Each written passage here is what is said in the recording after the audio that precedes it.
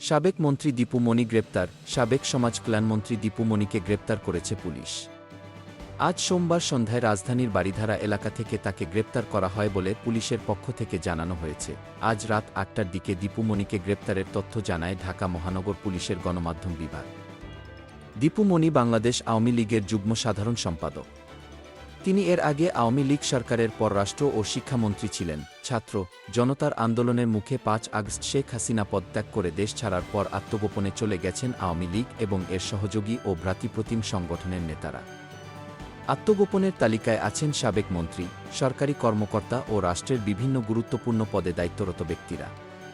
তাদের কেউ কেউ গ্রেপ্তার হচ্ছেন। শেখ হাসিনা সরকারের কোনো মন্ত্রীকে গ্রেপ্তারের খবর প্রথম আসে ১৩ আগস্ট। সেদিন সাবেক আইনমন্ত্রী আনিসুল হক এবং সাবেক প্রধানমন্ত্রীর বেসরকারি শিল্প ও বিনিয়োগ বিষয়ক উপদেষ্টা সালমান এফ রহমানকে ঢাকার সদরঘাট এলাকা থেকে গ্রেপ্তারের কথা জানায় ঢাকা মহানগর পুলিশ। পরে তাদের কোটা সংস্কার আন্দোলন চলাকালে ঢাকা কলেজের সামনে সংঘর্ষে এক হকার নিহত হওয়ার ঘটনায় নিউ মার্কেট থানায় করা হত্যা মামলায় গ্রেপ্তার দেখানো হয়। এরপর ১৪ আগস্ট সাবেক ডেপুটি স্পিকার শামসুল হক টুকু, সাবেক ডাক, টেলিযোগাযোগ ও তথ্যপ্রযুক্তি প্রতিমন্ত্রী জুনায়েদ আহমেদ পলক এবং ছাত্রলীগের ঢাকা বিশ্ববিদ্যালয় শাখার সাধারণ সম্পাদক তানভীর হাসান সৈকতকে পল্টন থানার মামলায় গ্রেপ্তারের খবর জানায় ডিএমপি। পুলিশের পক্ষ থেকে বলা হয়, কিলক্ষেত থানার নিকুঞ্জ আবাসিক এলাকা থেকে আত্মগোপনে থাকা অবস্থায় এই ৩ জনকে গ্রেপ্তার করা হয়। ১৬ আগস্ট গ্রেপ্তার হন সেনাবাহিনী থেকে সদ্য অব্যাহতিপ্রাপ্ত মেজর জেনারেল জিয়াউল আহসান।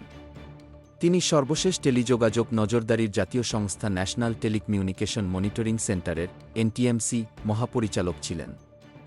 তাকেও নিউমার্কেট থানার ওই হত্যা মামলায় গ্রেপ্তার দেখানো হয়েছে। ১৬ আগস্ট রাতেই ঠাকুরগাঁওয়ের বাড়ি থেকে সাবেক পানিসম্পদ মন্ত্রী ও আওয়ামী লীগের সাবেক সংসদ সদস্য রমেশ চন্দ্র সেনকে আটক করে পুলিশ। তাকেও একটি হত্যা মামলায় গ্রেপ্তার দেখানো হয়েছে। Golam Mostafa, desk report, BE news, Dhaka.